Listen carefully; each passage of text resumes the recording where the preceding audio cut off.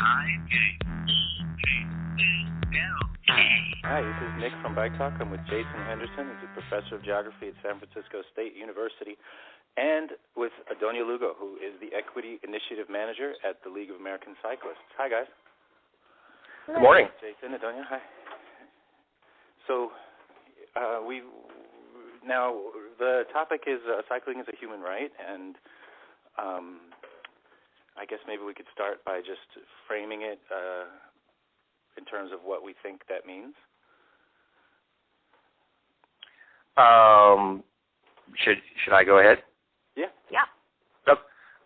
So, it's a big question because it touches on broader issues of just how is movement a human right, or how is crossing borders a human right, or the freedom of passage, which are sort of philosophical questions that some scholars have been touching on.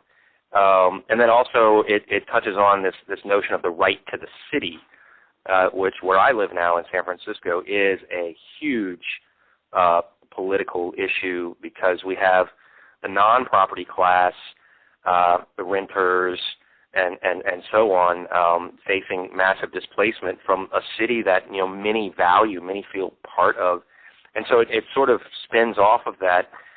But when I think about this question, is bicycling a human right, I think about the space of the street and how localities or national governments define who has the right to be in the street and at what speed and in what form. And that's a big challenge for bicycling, because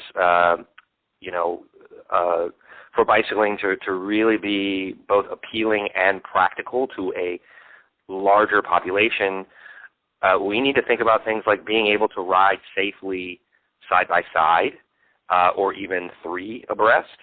And families with children should be able to have greater access to safe and free of the violent oppression that comes from the automobile system in the streets. And so that poses a lot of questions about what are the legal vehicle codes. In a lot of communities, it's ride as far to the right as possible, but then you have the conundrum of the door zone or debris in the curb, and again, you can't ride sociably. So I guess when I'm asked that question, that's kind of where I go, is these sort of two different themes, if you will, of the right to the city and the right to the street. I don't know if that's where you guys were thinking about it, but I think that makes a lot of sense. The interesting thing is that the issue around how do you define a given space. So how who has the right to decide how a given space is going to be used. It's a really tricky and complicated problem where what you have, and as we know, as people who ride bikes and talk about bikes all the time, there are very different kinds of spaces being created in a shared street by the person on a bicycle, the person in a car, the person walking. And so you have all these mobile places that kind of coincide or conflict with each other from time to time. And so, and then we have this whole legal apparatus and infrastructure that's supposed to be telling us the right way to interact. But the reality is quite often people have habitual mobility styles that have nothing to do with, speed limits or not running red lights, things like that. So street spaces are actually very difficult places to order. And so I think that to me is definitely a very fascinating topic. But I guess, so then trying to tie that into a kind of rights issue is challenging, because you have so many different overlapping kinds of rights going on in a street space, I guess. Yeah, well, I in response to that, I think that the automobile system has imposed a rigid order, and we have these vehicular codes and these metrics and these engineering standards for how streets are designed and configured. And what has happened in the last 30 or 40 years is, as bicycling has risen in popularity for a variety of reasons, but a lot of it has to do with urban livability and physical activity and all these things, the bicycle is challenging that order because it moves slower, because it is really a different kind of vehicle. But the police organizations and planning organizations want the bicycle to behave more like a vehicle. Even when they're given separate facilities, they're still sort of beholden to these ideas of, for example, the classic one that we deal with out here in San Francisco is the stop sign. The stop sign is very different for a cyclist than for a driver. The driver just, uses some muscles in the foot to accelerate and brake, whereas a cyclist could probably, in most cases, safely roll through slowly a stop sign. And that issue right there is a huge flashpoint, because the folks who are resenting the intrusion of bicycles into the street space are bitterly denouncing cyclists who roll through stop signs and calling for, all kinds of enforcement measures and disciplining. And we have out here, particularly on some of our higher trafficked bike routes, a lot of police activity against cycling to discipline the cyclists, to force them to behave like a car when, and if we really kind of sit back and reflect on it, maybe we should be putting in, yield signs, slow, roll, stop, or what they call the Idaho stop rule or something like that. Much in the same way that when cars were first proliferating, engineers would set the speed limit based not on what they thought was safe, but what 85% of vehicles were doing. So there's a lot of double standards and sort of just making sure that the car system operates at its optimum, where these other modes, including pedestrians as well, are secondary. So that also, I think, to get to these human issues and rights to the street, we got to look at the engineering code and the vehicle code and all kinds of myriad social structures, laws that make all this seem legitimate and seem just the way it is, sort of naturalizing the car space. So I don't know if that's what you're looking for either, but that's what comes to mind. No, and I think that's a very ever-present tension, I think, in bike advocacy, is that the reality of the street as we know it as users on bikes is that it's very flexible. Like you can do things on a bike that aren't possible or safe in a car, and at the same time, in order to legitimize our form of mobility within this very car-centric, engineering-dominated paradigm of street design, we're seeing, people developing and in a kind of race to develop the best design standards and getting step into the MUTCD. And I can see how it's very important to legitimize bikes, but at the same time, I wonder how much we're reproducing that same kind of car paradigm, which really doesn't make sense, because bikes, we are much more flexible in how we can, choose our routes and hopping up on the sidewalk from time to time. We have these abilities as bike users that make it a really fun way to get around. And so sometimes I'm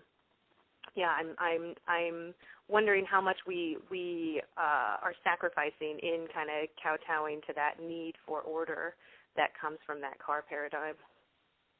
Yeah, and your point is well taken, with the fact that when you're on a road with a bike lane, you may not always want to be in that bike lane. For example, maybe the bike lane is all the way to the right, but you want to make a left mid-block, or maybe the bike lane doesn't feel safe because it has debris or the door zone of cars.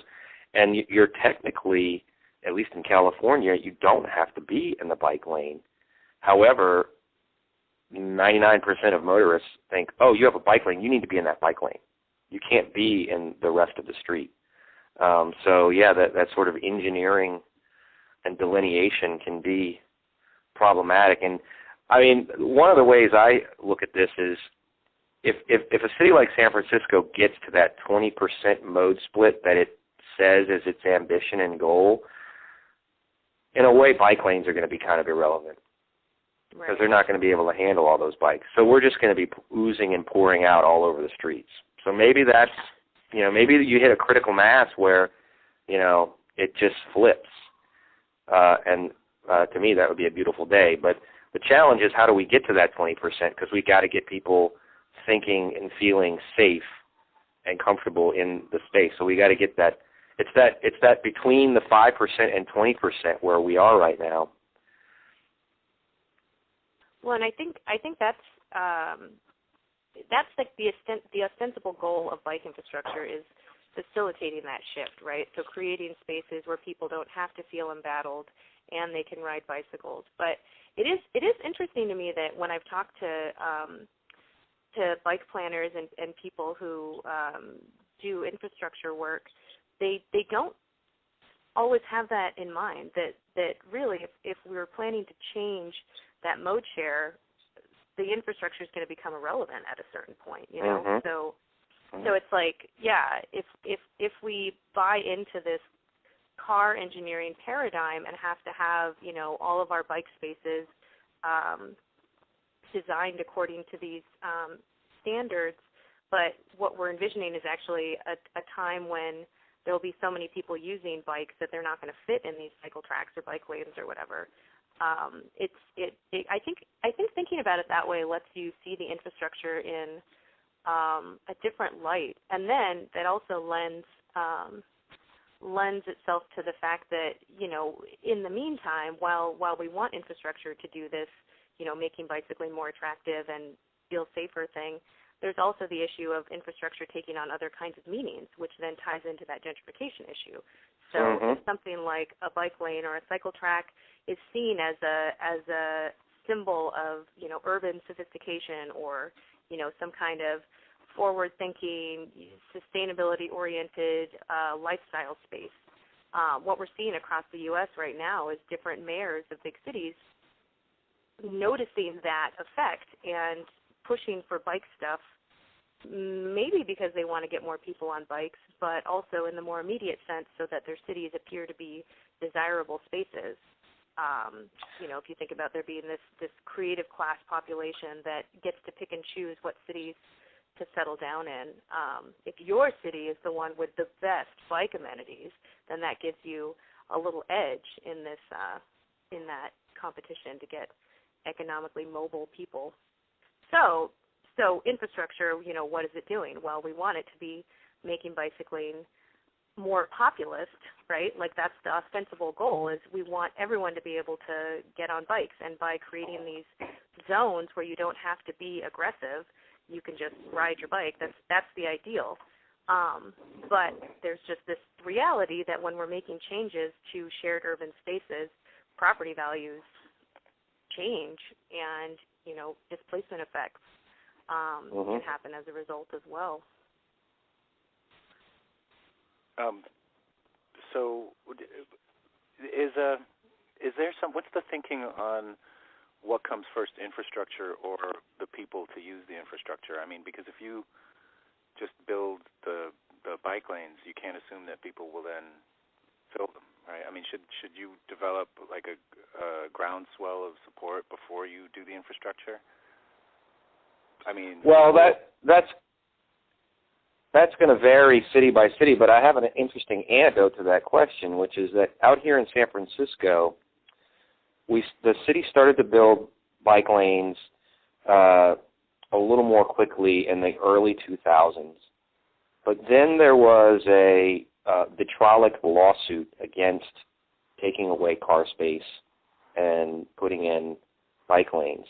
and that it was a very complicated lawsuit, but it effectively stopped the city. The city was enjoined by the courts to not build bicycle infrastructure for 4 years, almost 5 years. And a couple of things got through, like some safety signals and some signage, but literally for about 4.5 years, the city did not stripe in a single bike lane.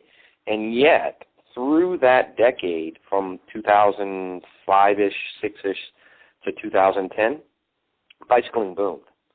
So it raised a few eyebrows, like, well, basically what we're seeing is the desire of younger, some of it is that creative class that Adonia was referring to, some of it is the desire for physical fitness.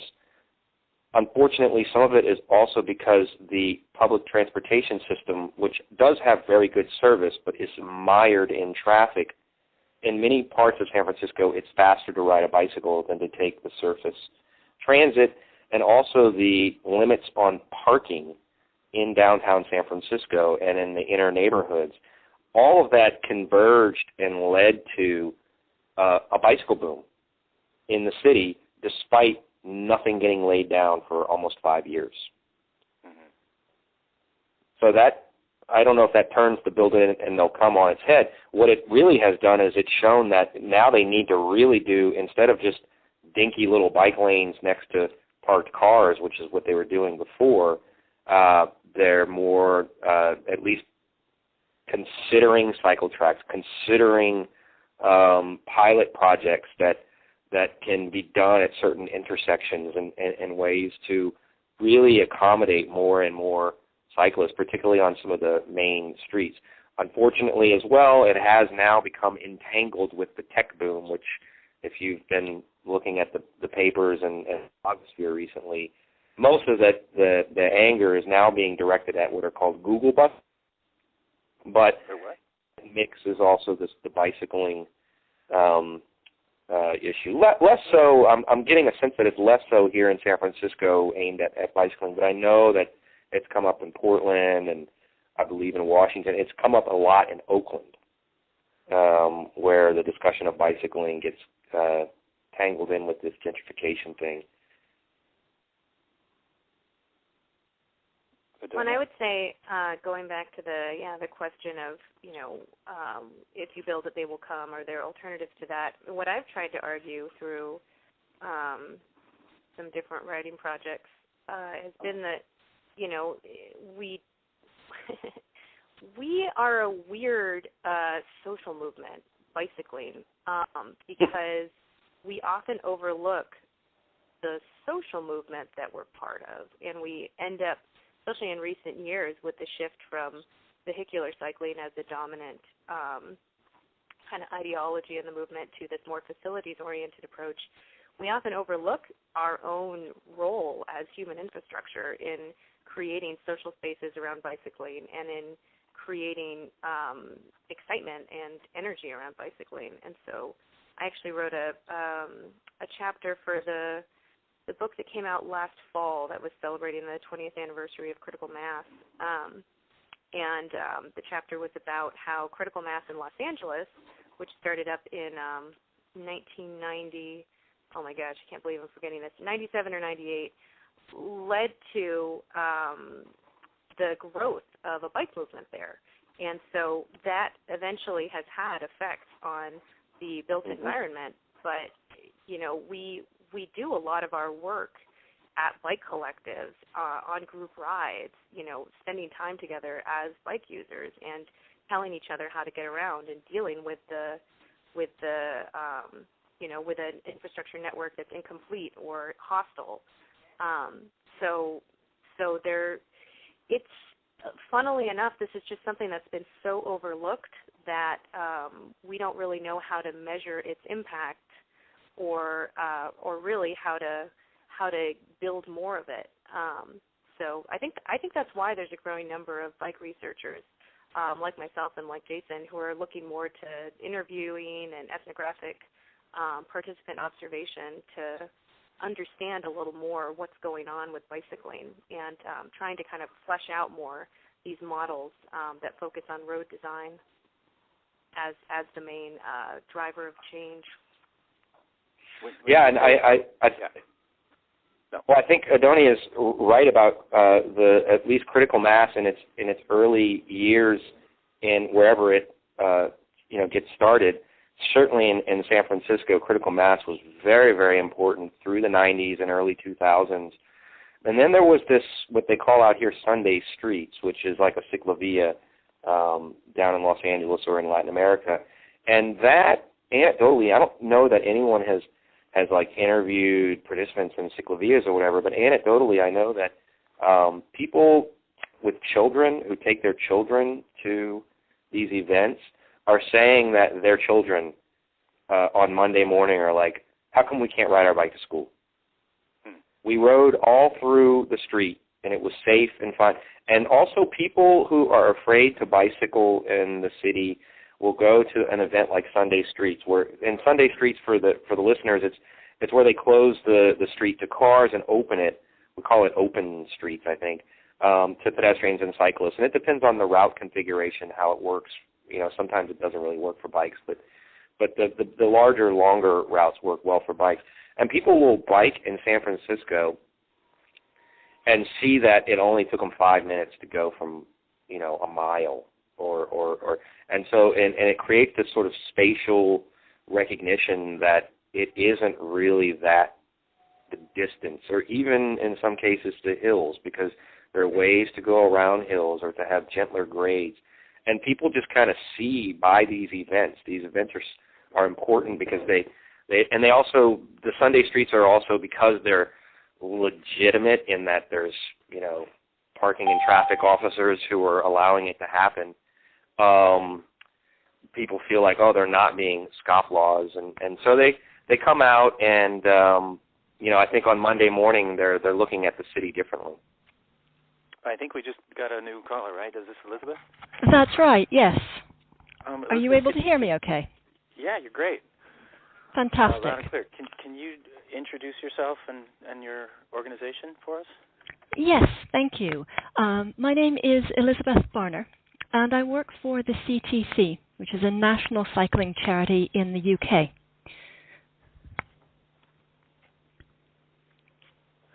Okay, so now to summarize our conversation at this point, we are now talking about critical mass type, the effect of critical mass, and guys, can you help me? And Sunday streets, or these ciclovia events, these kind of events that attract people to car-free spaces, and then how does that affect them on Monday morning when they think about the city? So yeah, looking at fleshing out the "if you build it, they will come" model for bike promotion through constructing infrastructural spaces for bicycling, fleshing that out by looking also at the social spaces for bicycling that we create as bike activists and users. Fantastic. Are those opposite sides? Is because there's the two factions, right? The vehicular and the facilities.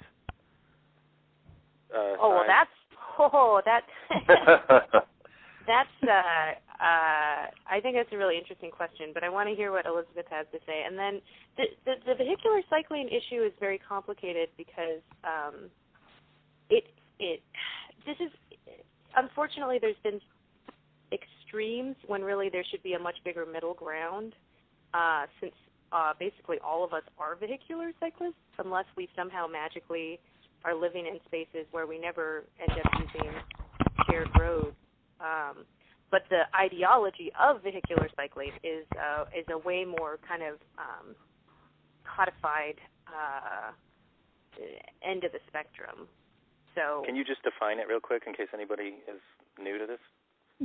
I would define it as it's John Forrester came up with a set of guidelines for how to be a safe vehicle operator on a bicycle. So it's my understanding is that it's similar to a driver paradigm. You drive your bicycle, and then the thinking is that you have the skills to manage your safety in shared spaces And so being put aside in a bike lane or off-street path is actually cutting into your kind of legitimacy as a shared road user. That's my understanding of it. Jason, you can probably...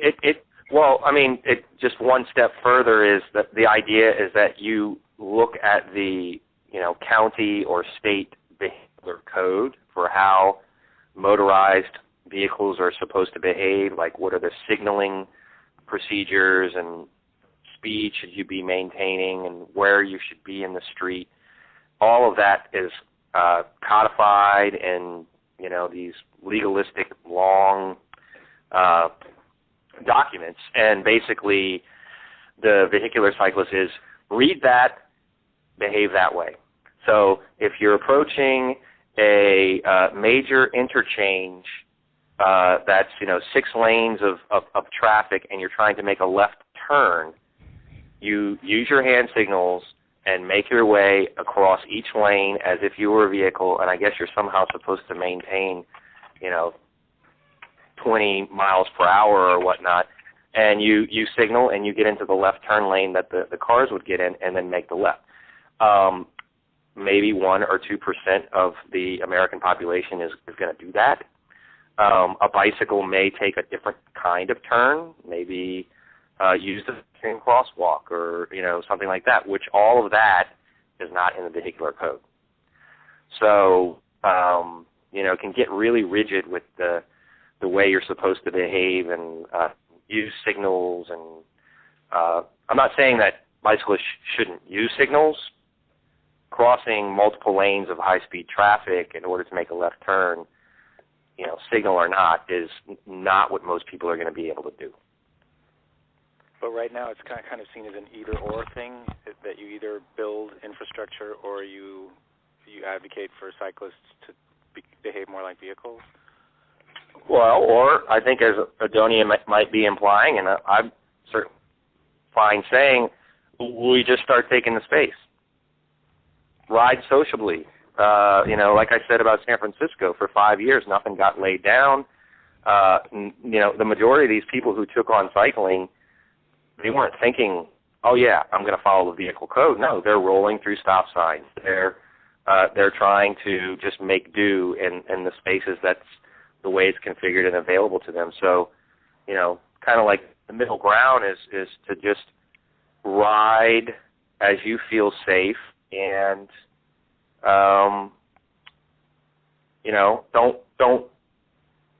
don't be a aggressive, confrontational cyclist, but, be safe. But maybe at the stop sign, there's nothing coming. You go through at 2 miles per hour. Mm-hmm.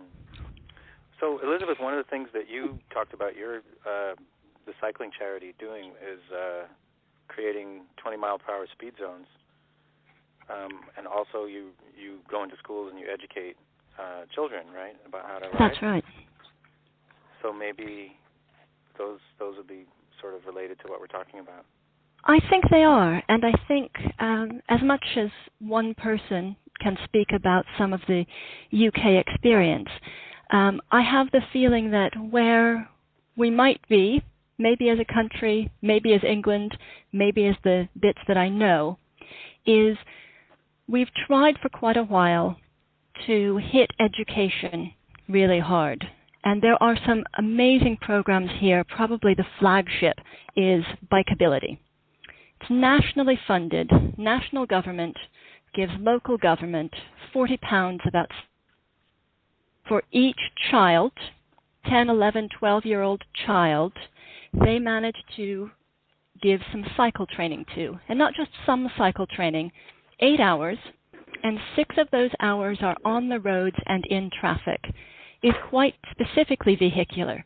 Here is how you signal in order to make a left turn. Here's where you position yourself in the road so that you can best be seen in traffic, so that you can see well and navigate like any other person using the road to get around. It's a fantastic program. It does so much to education.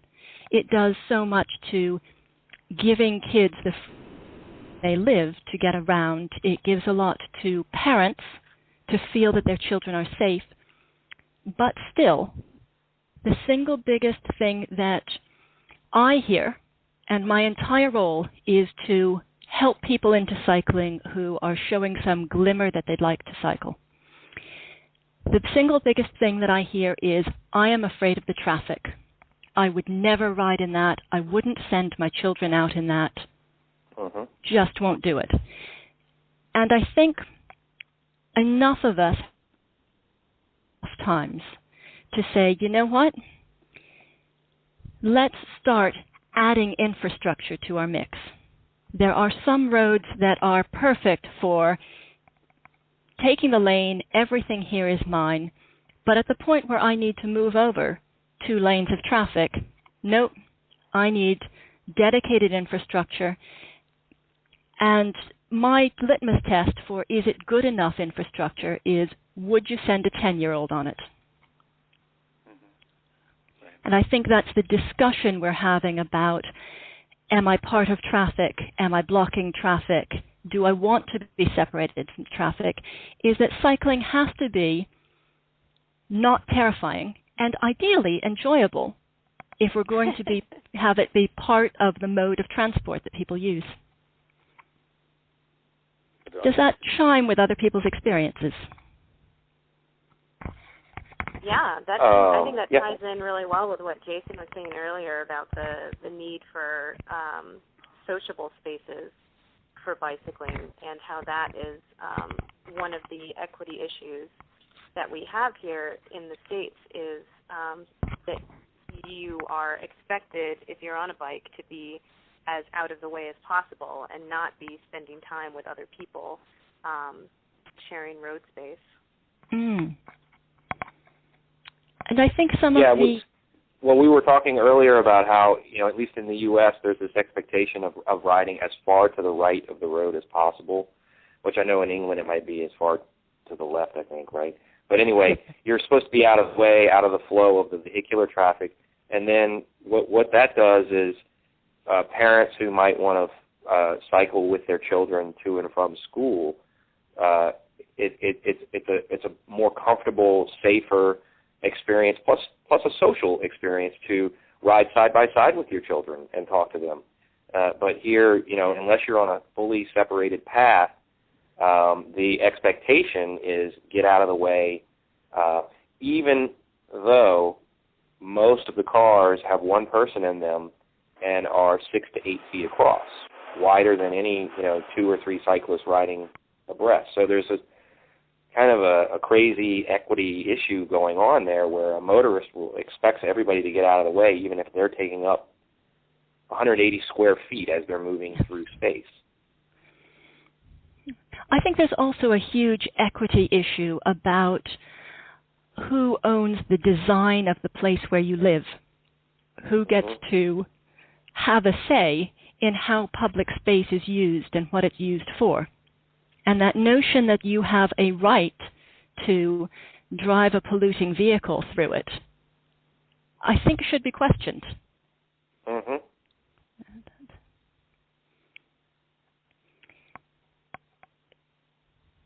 Yeah. Let's question it.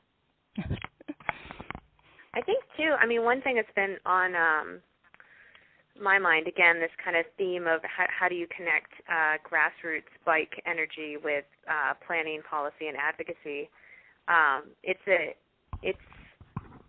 So if we open up that question of who gets to say how the space is used, how do we create pathways for other kinds of bike users to be influencing new designs, and how do we get their experiences to the table, and then also taking into account that oftentimes the spaces we're talking about are places where you have people from all over the world who are sharing roads, and they're coming in with, if somebody's an immigrant, chances are they probably already absorbed a travel culture, travel behavior norms where they're from, and so then they're coming to this new environment where they've immigrated to, and how are those styles in conflict with, or working with the prevailing norms. And this has been on my mind big time because I moved recently from Portland, Oregon to Washington, D.C., and the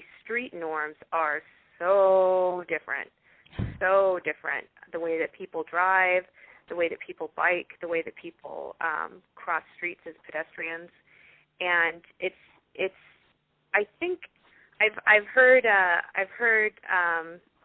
bike engineers call behavior a rabbit hole, that just, it's so hard to measure these things or figure out what their impact is that it often just gets left aside when we're talking about planning and policy. But clearly it has an impact. So how do we include that in the conversation, the fact that people think of how they're supposed to use roads differently, and how do we think that infrastructure is going to communicate the same message to everybody?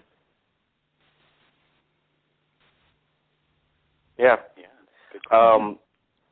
One thing in response to the issue of the polluting vehicle through space, I mean, going back to the question of the human, is bicycling a human right? One of the things that also occurred to me was, if again we kind of back away from the actual physical mobility, but think about the right to a city that is not polluted, that is safe, then if we start there, then we can start saying, okay, so if that's the framework of thinking about human rights, then what kind of city would minimize the pollution impacts of the transportation system or the public safety problems associated with the transportation system? And then I think we go, all the empirical evidence, everything's there to say we should be creating bicycle-oriented cities that are complement to a transit system, and have that as the underlying framework of organizing the city instead of a auto-centric city. So maybe, if we start with the pollution issue and the right to clean air, is that a human right? Right. That's kind of where I go with it. So it sounds like, in some ways, Adonia is talking about what people most want, or how they react to their infrastructure, which might be what they most want out of it.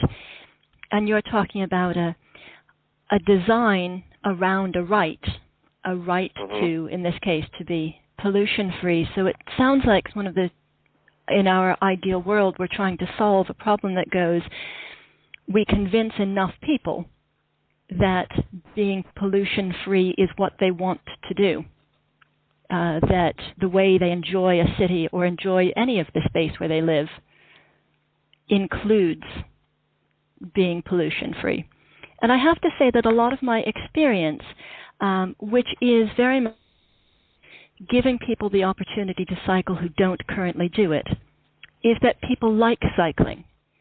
And I think that is an argument that we could win, is here's an opportunity to get yourself around in a way that you enjoy, that also happens to mean there's less pollution and you can enjoy more things. My experience is that people really like cycling when they're given a chance to do it, and we could win that argument. I don't know. Well, I don't know what design everybody would choose. Right. Well, and it's a I think the community engagement problem with urban planning and design is it's not easy to solve it. And clearly there are expert designers, because these are the public doesn't necessarily know. Just some random street user is not necessarily going to have the best idea for how street space should be designed or changed. But it's definitely a conundrum to me, speaking as an anthropologist who studies bicycling, conundrum to me that there is such an emphasis on street design as a way to change behavior when street design often doesn't take behavior into account. And so I've often felt baffled by the fact that bike advocates seem to think it's easier to change the concrete of the road than to communicate with the drivers on the other side of the glass. And it is. I of course have had countless interactions with motorists who react to my attempts to communicate with them with profanity and very very clear statements that they don't see it as a conversation of two road users negotiating space. So maybe infrastructure is the best way to impact aggressive motorist behavior, but it's just interesting how often we can have conversations about bicycling and the aggressive motorists, not even the street design, car-centric engineering, but the aggressive motorists just sort of get left out of the picture as a factor that won't change.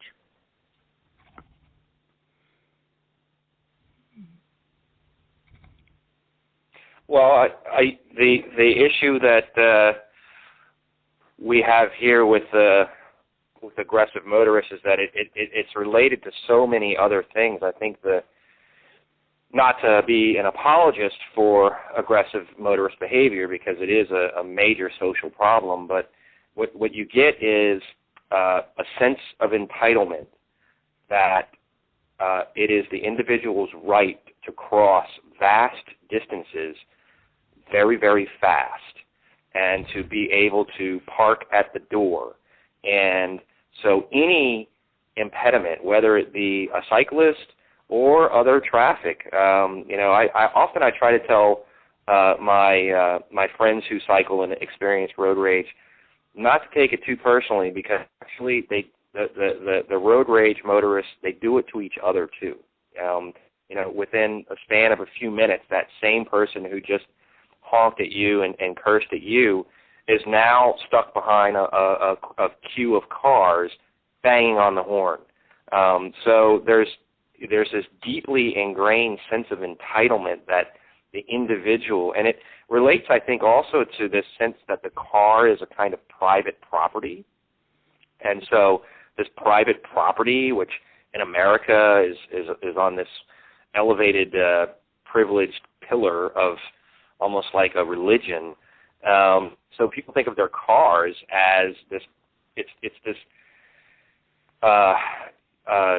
transformation of people where they're moving through the city in their own private property, and they should be able to go where they need to go as fast as they want, because they've been inculcated to believe that that's the way things should be. And so, there's this just extreme rage, hostility, impatience, and then also, at the same time, you've got the general imperative of capitalism with speed everything up, time is money, and commuters, lower wage workers are disciplined for being late.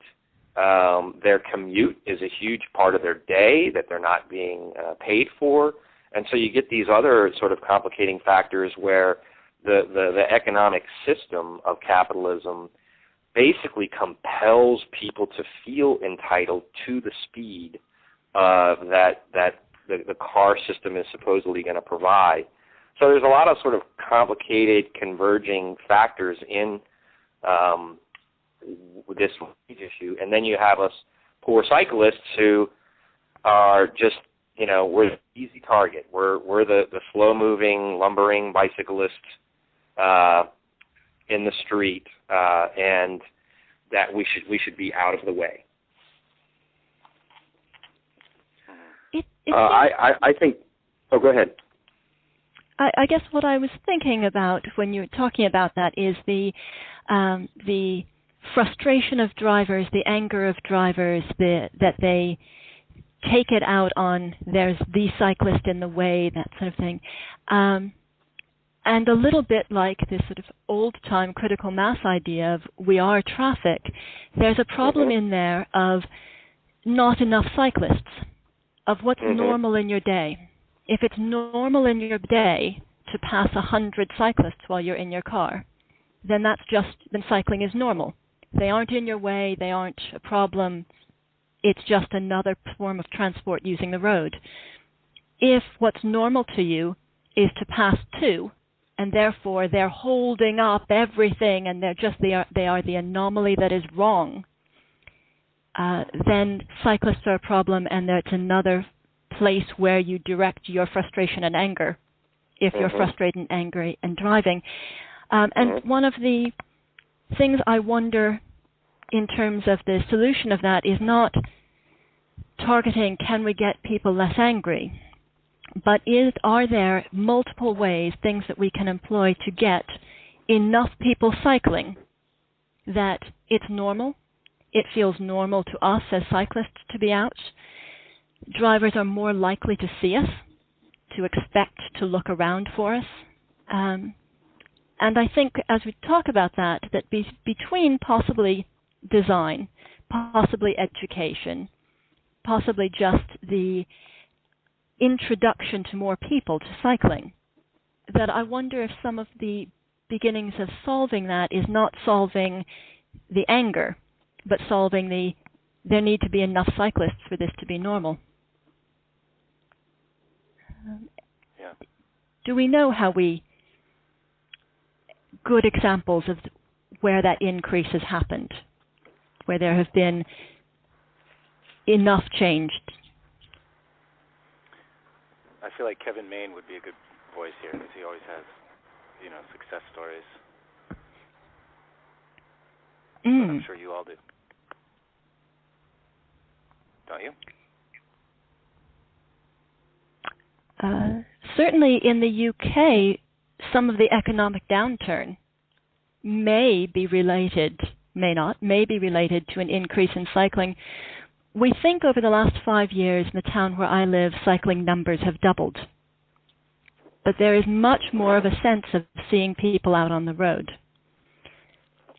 One of the things we know is that as numbers went up, and also between the CTC and other charities and the local authority, the local council, we have taught from scratch probably 1,000 people how to ride bikes and how to ride in traffic over the last 3 or 4 years. People are reporting being more comfortable.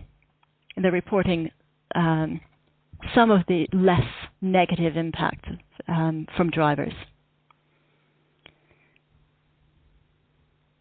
Jason and Adonia, are you guys still there? I'm here. Oh, that's so quiet. I am going to need to Elizabeth's example. Okay, yeah. Jason has to go, right?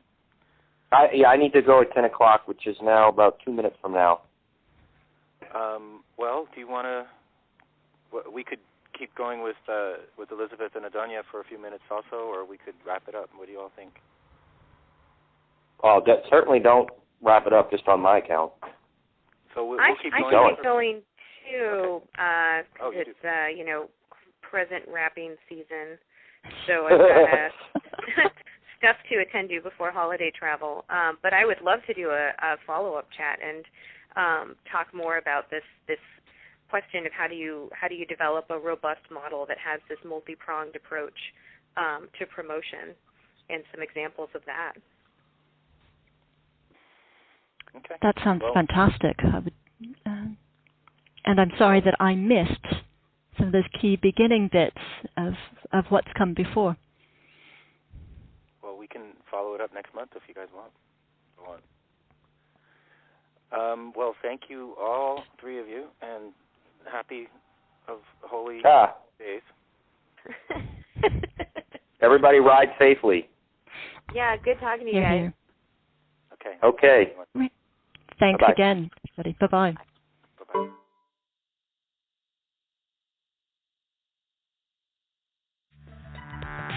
Thanks for listening to this episode of Bike Talk.